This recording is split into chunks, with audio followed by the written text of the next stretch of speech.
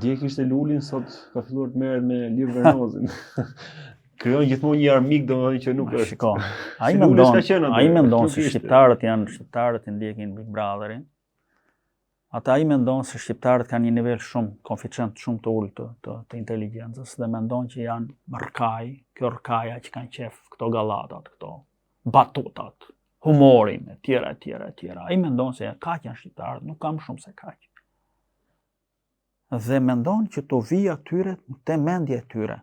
Pra ai mendon se janë kështu, dhe unë vete te mendja e tyre me batutat me Lulin, ashtu do më pëlqejnë mua, oho, tralala, sa ta shtyj dhe këtë histori, se llogarisë se ç'a kanë bërë në 12 vjet s'po jap.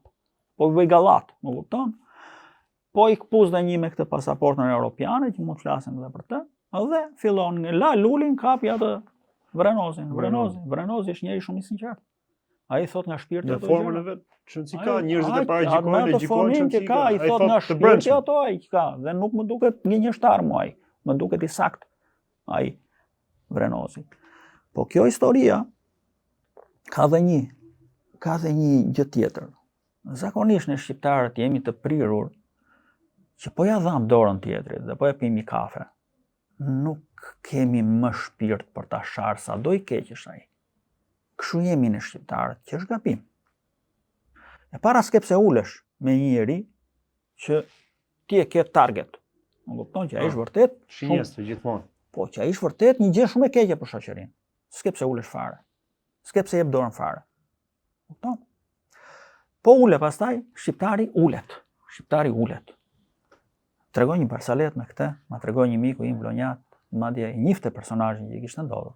Diku nga viti 85 në Vlorë vjen një femër shumë e bukur. Nuk e di për çfarë. Si e sjell rastin në Vlorë, kishte edhe biçikletë.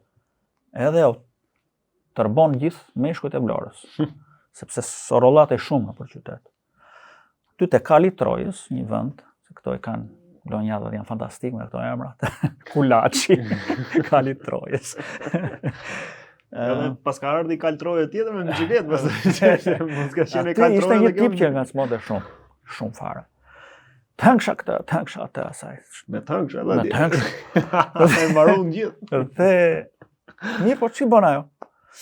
Një ditë të bukur e shikon ajo në një pemë aty afër një farmacie. Edhe i punon mendja. Tak i ndalon biçikletën te këmbë. Si i thot mirë, i thot ai. A mund ta mbash një sekondë sa të blej një ilaç në farmaci? Po i thot ai. Vete në farmaci blej ilaçin. Shumë faleminderit. Jemi biçikletës dhe ikën. Ajo goca. Dhe ky pastaj ju binte asaj pëmës më kush. Dong. Po çka ke i thonë? Po lere, po çka ke? Po lere tani se ngacmoj dot nëna. Kështu dhe kafja e Ramës. Kështu është dhe kafja e Ramës, e mos ta ngacmoj më. Nuk ka një. Po tunesh pastaj me kafe, nuk mundet dot të Vernozi as kush tjetër, kështu që mos bëni gabim pini kafe me Ramën, mos bëni gabim.